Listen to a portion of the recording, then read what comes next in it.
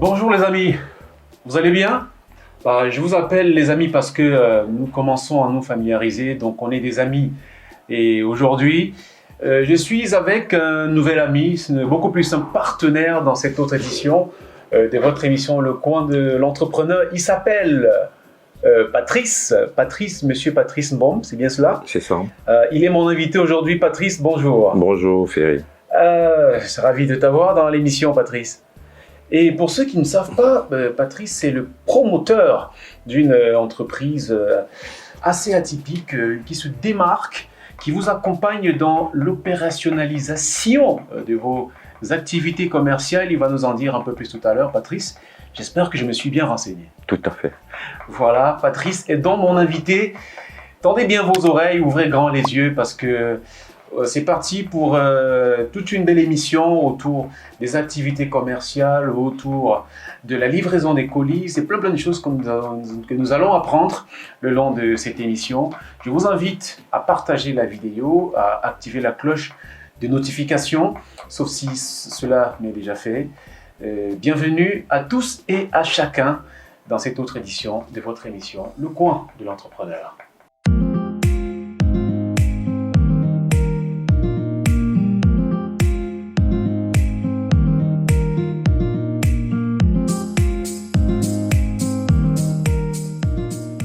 Salut à tous une fois encore. Pour ceux qui ne me connaissent pas, je me présente. Je suis Ferry Djou, je suis le présentateur du Coin de l'Entrepreneur sur MC Business TV. La mission que je me suis donnée, c'est effectivement, à travers cette émission, de mettre en évidence les entrepreneurs africains qui font des choses louables, qui portent des initiatives louables.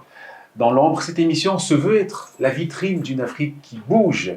Et l'un de ces acteurs qui font bouger l'économie africaine à l'échelle sous-régionale en Afrique centrale, c'est évidemment Monsieur Patrice Mbom, qui est le promoteur de l'entreprise Partenaire Service. Patrice, bienvenue une fois encore. Bienvenue Ferry.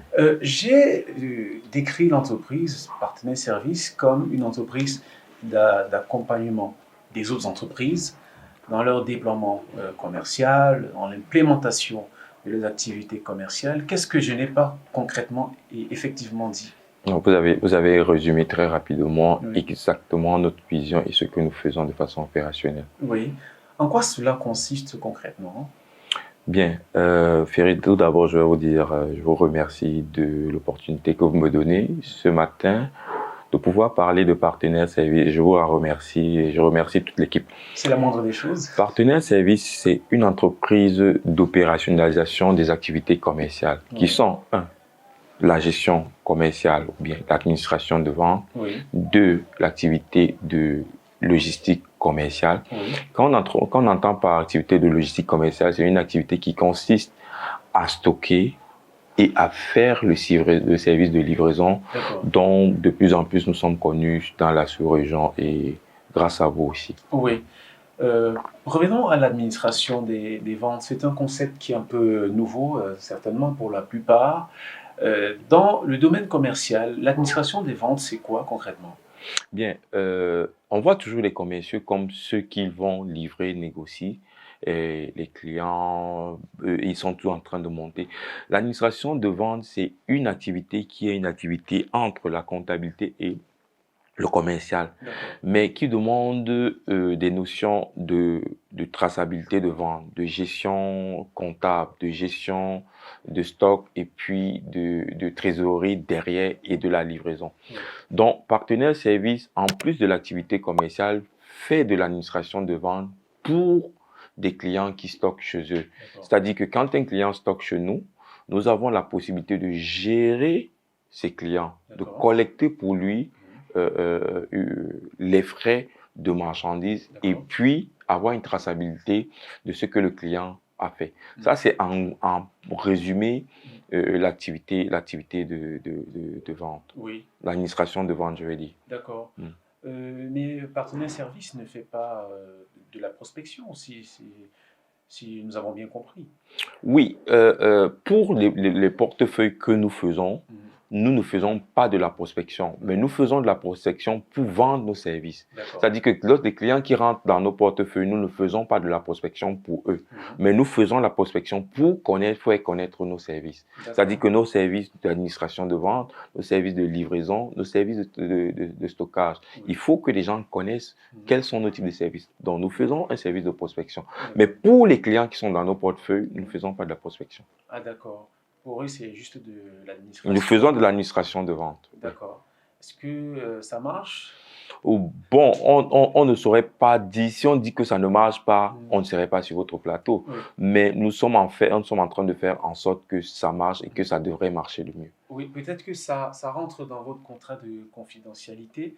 Est-ce que ce serait trahir un secret que de citer les clients avec lesquels vous Non, pas du tout, pas du tout. Travaillez. Pas du tout, pas du tout. Nous souhaiterons que les gens rentrent dans ce métier et qu'ils comprennent que c'est une activité commerciale. C'est pas que il y a des clauses que nous ne publions pas. Non, pas du tout. Oui. Donc, vous travaillez avec des entreprises à l'échelle locale, sous-régionale et à l'international. Quelles sont les entreprises avec lesquelles? Oui, je vais rebondir très rapidement. Nous travaillons par exemple avec World Sales depuis bientôt 2 ans. Nous travaillons avec Bonicati. Nous travaillons avec une entreprise comme Move. Nous travaillons avec une entreprise comme Elga qui est en Belgique. Nous travaillons avec Kesama qui est en Suisse. Je peux citer une dizaine de personnes avec qui nous travaillerons. Forcément, je ne peux pas oublier. Mais il faut aussi dire que nous travaillons aussi avec des entreprises locales. D'accord. Avec plusieurs entreprises locales, oui. Locales. Pour ceux qui nous regardent, la question qu'on va se poser, c'est comment Partenaire Service arrive à rentrer dans son investissement? Parce que c'est un investissement à plusieurs échelles. C'est sur le plan matériel, c'est sur le plan humain, c'est sur le plan financier. Comment Partenaire Service arrive à avoir un retour sur investissement? Bon, nous ne pouvons pas parler retour d'investissement parce que nous sommes une entreprise en construction et en croissance. Nous vivons de l'autofinancement et des sacrifices de tous nos collaborateurs. J'en profite ici pour les remercier de la fidélité de beaucoup d'eux depuis 2 ans. C'est-à-dire quoi? Nous sommes une entreprise de prestation de services qui nous demande de travailler sur un élément qui est capital, la confiance. Si vous n'avez pas de confiance vis-à-vis de vous et vis-à-vis de vos collaborateurs, vous ne réussissez pas à faire ce travail que nous sommes en train de faire. Donc, le retour d'investissement, nous ne pouvons pas dire tout de suite que nous allons arriver à avoir un retour d'investissement. Chaque fois que nous gagnons de l'argent, nous réinvestissons pour maîtriser mieux et servir mieux le client. Mais la question, c'est justement de savoir comment vous êtes rémunéré. Est-ce que c'est la commission? Est-ce que prévoit le contrat? Bon, ici la rémunération, c'est une prestation de service. Donc, nous adressons de façon formelle au client une facture en fonction de ce que nous avons convenu par rapport aux prestations que nous allons offrir au client. Donc, les prestations sont connues. Donc, nous publions, nous faisons un devis au client en disant pour telle prestation, voilà, nous sommes rémunérés et nous faisons avec eux pour la plupart des contrats. Donc, sur la base de la prestation et que nous avons nos contrats que nous sommes payés. Patrice, c'est un projet original, je trouve. C'est très innovant et j'en suis certain, beaucoup commencent à avoir des petites idées là qui germent dans la tête. L'idée de suivre peut-être, qui sait, le sillage de Partenaire Service. Quel a été le déclic de cette initiative? Le déclic. D'où vient l'idée? L'idée vient de la frustration que connaissent les commerciaux dans notre environnement. Et l'idée, je me suis dit, on ne peut pas être commercial et chaque fois qu'on travaille pour une entreprise, on atteint des objectifs et puis, à un moment donné, votre contrat est arrêté. Est-ce que c'est vous le problème où est l'entreprise? J'ai dit, mais écoutez, si on est commercial et qu'on connaît le marché, transformons notre background en service. D'accord. C'est tout. Oui. Et nous avons transformé notre background en service. Alors là, ça m'amène à poser une autre question. Oui.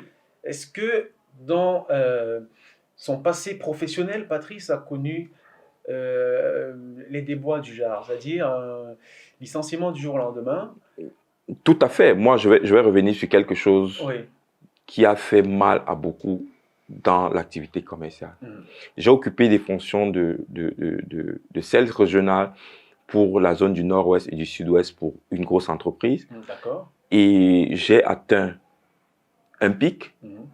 Je suis revenu comme pour ce même poste, pour sales régional pour la région du littoral du sud-ouest. Mais du jour au lendemain, l'arrivée d'un responsable commercial, paix à son âme, qui m'a dit, parce qu'il voulait changer, je ne sais quoi, son équipe, il a estimé que je n'étais pas bon dans son équipe. Mais ce que vous ne savez pas, c'est qu'il m'a dit, viens gérer mes affaires. Je lui ai dit, je ne gérerai pas. Vous ne pouvez pas dire que vous n'êtes pas un bon joueur, mais il dit, viens jouer dans mon équipe haute. Je dis non. Ah, c'était le détournement de la ressource humaine. Oui, donc on a connu pas mal. Mhm.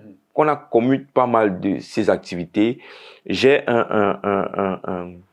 un directeur régional, il est toujours en poste, Ouais. qui m'a fait une confidence. Tu n'es pas un berger, tu es pas un berger. Nous, on a besoin des bergers pour diriger notre truc. Je dis oui, j'ai compris. Mais on ne peut pas être un commercial qui aime le métier et puis on arrête votre contrat.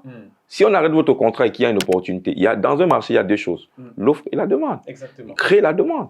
Crée l'offre et tu auras l'opportunité. Ah, ça c'est bien noté. Dans un marché, il y a l'offre et la demande. Crée l'offre, crée la demande et tu auras une opportunité. Ce qu'on a compris de cette première partie de votre émission, Le Point de l'Entrepreneur, avec Monsieur Patrice, c'est qu'effectivement la création de partenaires services, qui est une entreprise de prestation de services qui vous accompagne dans votre déploiement commercial, dans l'implémentation de vos activités commerciales, est partie d'une frustration, une frustration qui a fait l'homme, qui est ici aujourd'hui, qui emploie une dizaine de personnes. On va justement rentrer dans le parcours de l'homme, dans la deuxième partie de votre émission, Le Coin de l'Entrepreneur sur MC Business TV. Ça sera jeudi prochain sur votre chaîne. À très bientôt.